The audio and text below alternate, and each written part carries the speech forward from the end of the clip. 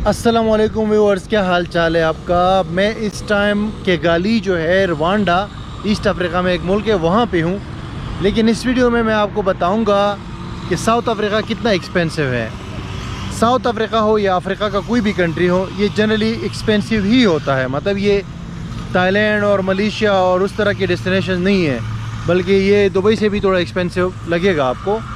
वजह उसकी है कि फ़्लाइट एक्सपेंसिव होती है यहाँ की, और दूर भी है थोड़ा सा। तो फ़्लाइट के बाद जो है यहाँ पे अकोमोडेशन भी थोड़ी सी एक्सपेंसिव होती है। अगर आप बजट में करना चाहते हैं तो बजट में भी कर सकते हैं। मैं भी बजट में कर सकता था, लेकिन हम लोग चूँकि 2 बंदे थे, हम हॉस्टल में नहीं रुके, क्योंकि 2 बंदे जब हम थे तो हमें हॉस्टल से ज़्यादा जो है होटल अच्छा पड़ा। हॉस्टल में अगर हम रुकते हैं ना तो $10-15 पर नाइट पे हॉस्टल मिल जाता है यहाँ पे जनरली। लेकिन ये कि हमें $50-60 में हमने अच्छे 3 स्टार होटल के अंदर स्टे किया। हमने थोड़ा सा एहतियात भी करनी थी, थोड़ा सिक्योरिटी वाइज जो इशू थे उससे भी बचना था, तो इस वजह से हमने होटल के अंदर स्टे किया। और जनरली मतलब हमें अच्छा पड़ा ये पूरा सिस्टम।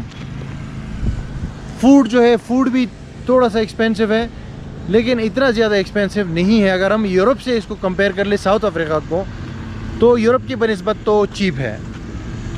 और अगर हम इसको ये मलेशिया थाईलैंड वगैरह से कंपेयर करेंगे तो फिर आपको लाजमी बात है एक्सपेंसिव ही लगेगा।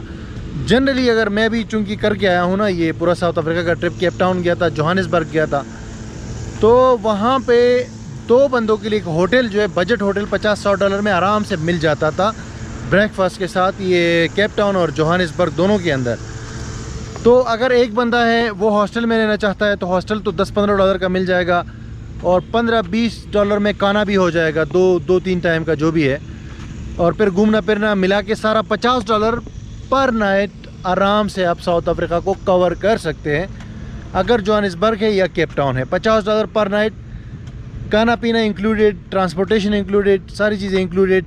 लेकिन अगर आप हॉस्टल में रुकते हैं तो, इनकेस आप होटल में रुकते हैं तो सिंपल सी बात है भाई, होटल थोड़ा सा एक्सपेंसिव है, लेकिन $30 तक आपको सिंगल पर्सन के लिए होटल भी मिल जाता है। बजट होटल की मैं बात कर रहा हूँ। ज़्यादा तो आप यार $200 कर लो, $500 कर लो, $300 कर लो, वो तो फिर आपकी ऊपर है ना। लेकिन ये कि बजट के अंदर बात जो आती है वो है आप $30 से लेके $50 के दरमियान में, $50 में अच्छा होटल मिल जाएगा, सिंगल पर्सन की मैं बात कर रहा हूँ। और $30 के लिए जो है ना, $30 में आपको बजट होटल मिल जाएगा। तो वो अगर आप करते हैं तो फिर आपका ख़र्चा पर डे जो है तकरीबन $60-70 पे चला जाएगा सारी चीज़ें मिला के।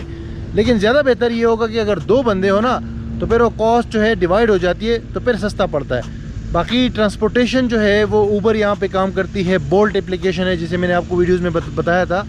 और घूमना फिरना इतना मुश्किल नहीं है साउथ अफ्रीका के अंदर।